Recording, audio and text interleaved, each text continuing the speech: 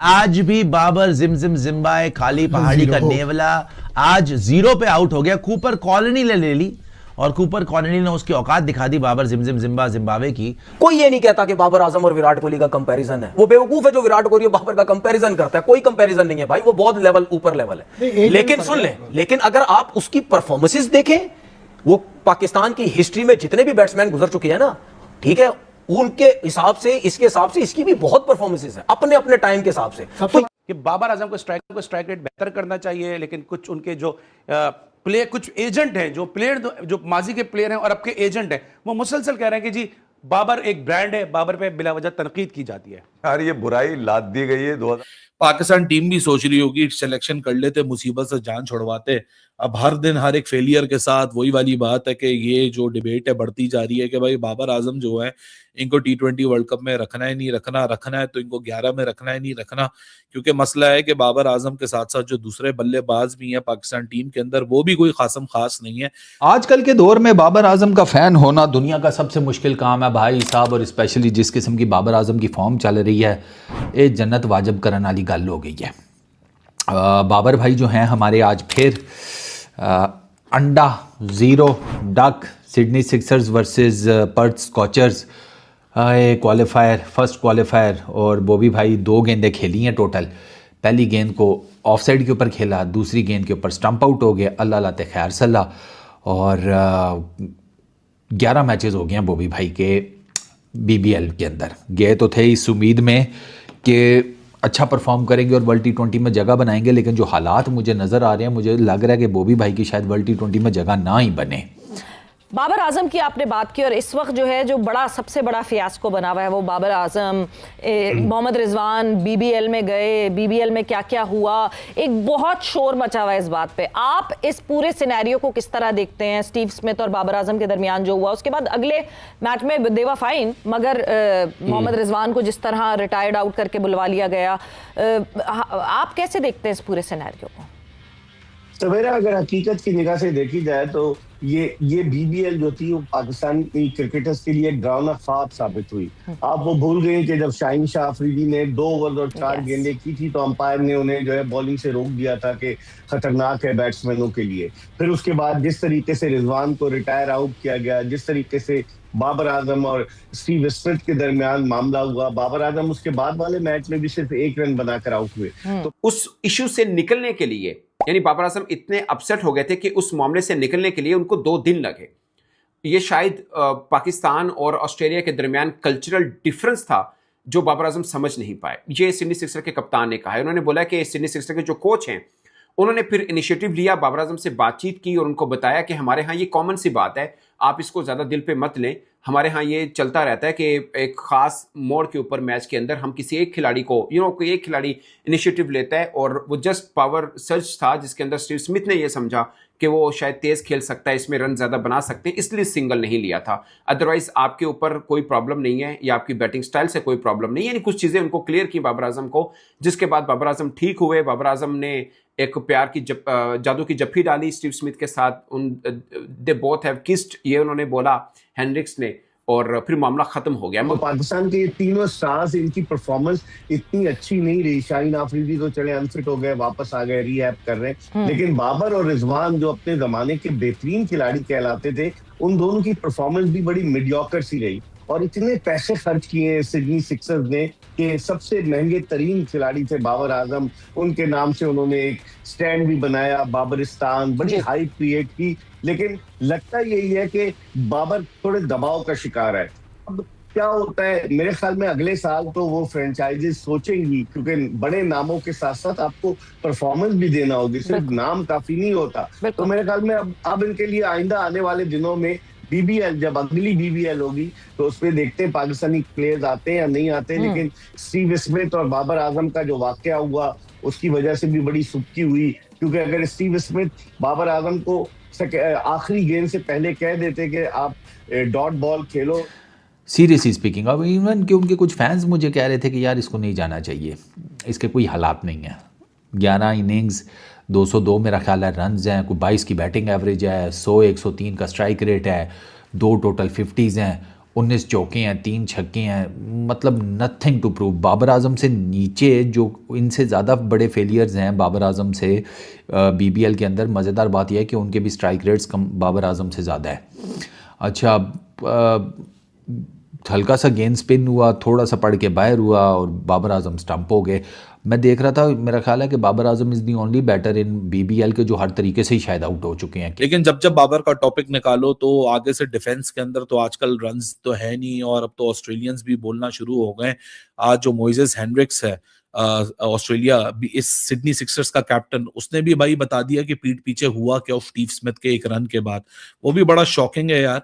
लेकिन आप खूबसूरती देखिए कि जो हम लोग आपको बैठ के बता रहे थे कि प्रॉब्लम हुई क्या है, वही आज मोइसेस हेनरिक्स इतने दिनों बाद आपको बता रहा है। हमारे मुंह से पता चले तो हम लोग हो जाते हैं बाइस्ड, हम लोग के ऊपर लग जाता है कि भाई आप तो नफरत करते हैं इस वजह से बोल रहे हैं। जिस दिन ये बाबर और स्मिथ वाला इशू हुआ था, क्या बोला था उसने कि भाई कल्चरल इशू है, बाबर को समझ नहीं आ रही है, बिला वजह में गुस्से कर रहा है, गुस्सा ना करे। अगर वो इतना ही गुस्सा है तो अपने अंदर आग लगा ले और आग लगा के अगले दिन आके फोड़म फाड़ी करे, स्मिथ को मुंह चढ़ा दे कि ये देख भाई तुमसे ज्यादा मेरे नंबर हैं। कैच हो चुके हैं, स्टंप हो चुके हैं, बोल्ड हो चुके हैं, LBW हो चुके हैं, मेरा ख्याल है रन आउट और हिट विकेट रह गया। और अभी नेक्स्ट क्वालिफायर, सेकंड क्वालिफायर जो एलिमिनेटर बनेगा वो जब खेलेंगे तो कोई पता नहीं उसमें भी कुछ इसी किस्म की कुछ चीज़ ना आ जाए। BBL हैज़ बिन मतलब flop show for Babar Azam seriously. वो किसी और उम्मीद में गए थे, हम भी कुछ और सोच रहे थे, लेकिन वो काम जो है ना वो ऐसा सच बना नहीं है।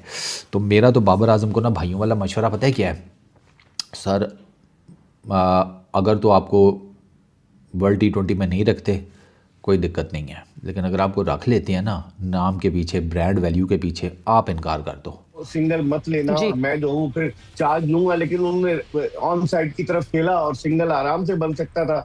तो वो ह्यूमिलेशन फील की बाबर आजम ने। आपको पता है कि वो फिर प्राइज डिस्ट्रीब्यूशन सेरेमनी में भी बाहर नहीं आए, खिलाड़ियों के साथ भी। इनको बड़े मसाइल हैं, अब देखते हैं क्या होता है। लेकिन इस मामले को बहुत ज्यादा हाइप दी जा रही है, बहुत ज्यादा। इससे पाकिस्तान की जो है सुक्की हो रही है, बदनामी हो रही है। बिल्कुल, क्योंकि जो है अब वहां BBL से खेलकर बाबर आजम वापस आएंगे और T20 स्क्वाड में स्लाइड इन कर जाएंगे पाकिस्तान के। तो फिर आप यही सोचते हैं कि एक इंटरनेशनल लीग जो कि बेसिकली एक डोमेस्टिक सेटअप होता है दूसरे बोर्ड्स का, वहां पे अगर इस तरह हुआ हो हमारे एक स्टार प्लेयर के साथ और उसके बाद फिर यहां आके वो हमारी नेशनल टीम का हिस्सा बन जाए, तो बहुत सारे अलग अलग सवालात उठते हैं। 2 दिन लगे बाबर आजम को इस इशू से बाहर निकलने के लिए, ये हेनरिक्स ने बात की है। और आज भी बाबर आजम का मैच हुआ, यानी उस मैच के बाद जब सिंगल वाला कंट्रोवर्सी हुई, जो बाबर आजम ने पहला मैच खेला उसमें 7 बॉलों पे शायद 1 रन बनाए थे और आज 0 रन बनाकर बाबर आजम आउट हो गए। सो बाबर आजम के बिग बैश में 2 50s हैं, मगर वो 50s भी बहुत डेकोरेटेड नहीं, वो जो बाबर आजम की फॉर्म की वापसी का ऐलान कर सके वैसी 50 नहीं थी। उसके बाद भी कुल मिला के बाबर आजम कोई बड़ी इनिंग नहीं खेल पाए। बिग बैश में बाबर आजम का बल्ला रूठा ही नजर आया और फिर बीच में कंट्रोवर्सीज भी हैं, अगरचे फील्डिंग के अंदर बाबर आजम एनर्जेटिक जरूर नजर आए।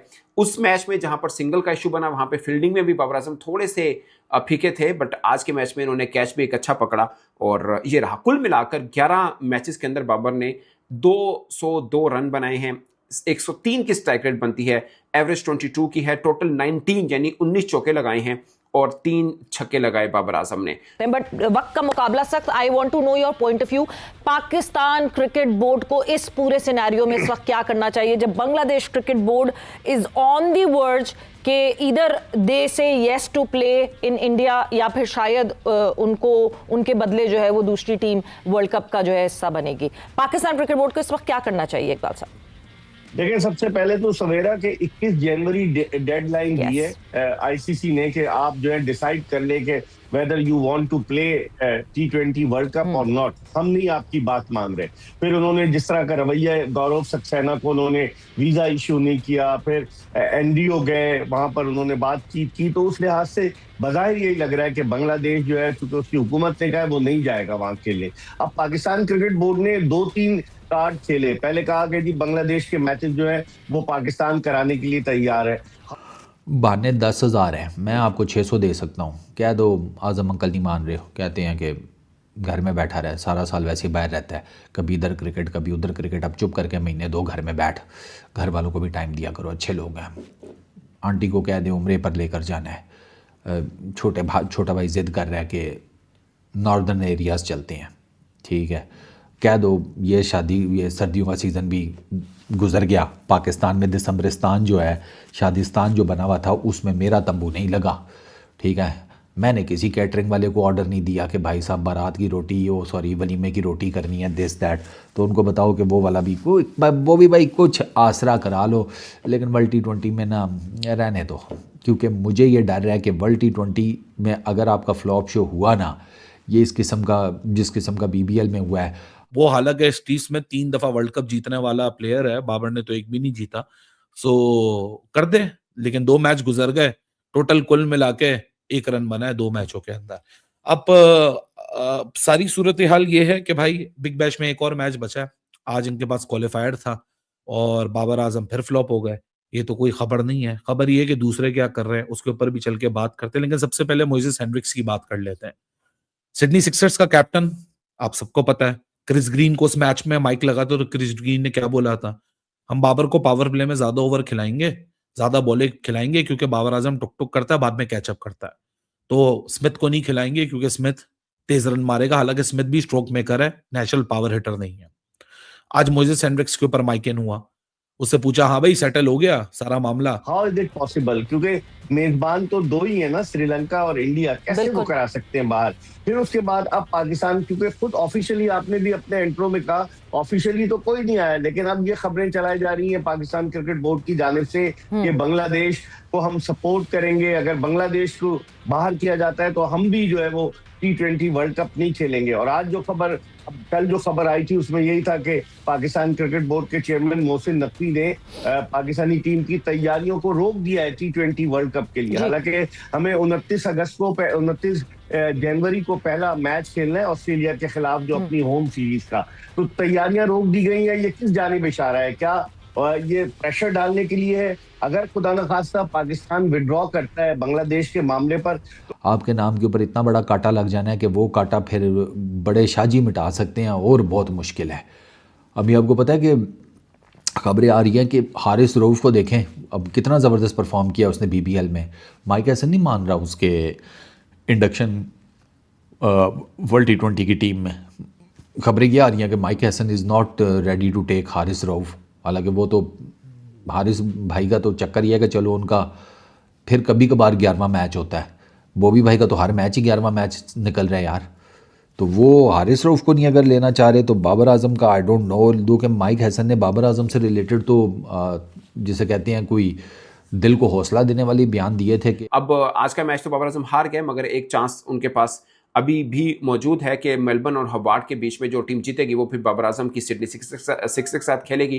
पर्थ जो है वो फाइनल के लिए क्वालिफाई कर गई है। फिर जो बाबर आजम की टीम के पास एक चांस है, अगर वो मैच जीत जाते हैं तो फिर वो BBL के फाइनल खेल सकते हैं। सो बाबर आजम के पास अभी एक मैच तो है, अगर वो जीत जाते हैं तो फिर फाइनल के लिए भी खेल सकते हैं। तो इसको मिलाकर 2 मैच बन सकते हैं।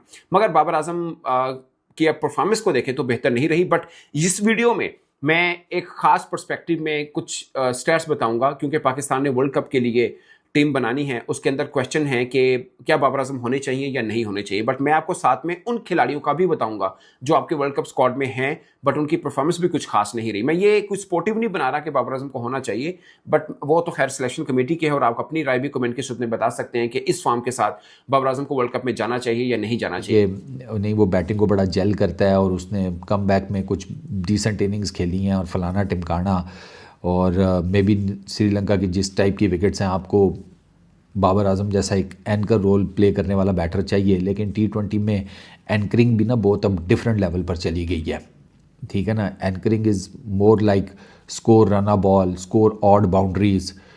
मतलब एंकरिंग में आप अपना जो स्ट्राइक रेट है वो नहीं ज़मीन पर लिटा सकते।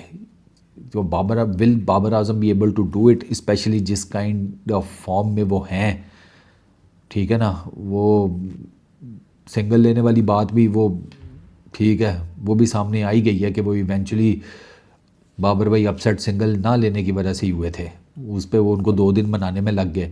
तो पाकिस्तान कहाँ खड़ा होगा? वैसे ही पाकिस्तान की पोजीशन ICC में इतनी अच्छी नहीं है। हम लोग कहते चले आ रहे हैं कि ICC इंडियन क्रिकेट काउंसिल है, वो डोमिनेट कर रहे हैं। इतना प्रेशर बनने के बावजूद उन्होंने बांग्लादेश के लिए सरे तस्लीम खम नहीं किया है। तो इसका मतलब ये हुआ कि पाकिस्तान क्रिकेट बोर्ड को सोच समझकर कदम उठाना पड़ेगा सवेरा, वरना बड़ी मुश्किल हो सकती है पाकिस्तान क्रिकेट के लिए। बिल्कुल, क्योंकि देखिए इकबाल साहब, ये तो हमें पता है कि Pakistan cricket is important for the cricketing world. इस पूरे कॉन्टेस्ट में, इस पूरे कंपटीशन में सबसे ज्यादा रेवेन्यू जनरेटिंग पाकिस्तान और भारत जब आमने सामने आते हैं, that is the most revenue generating match.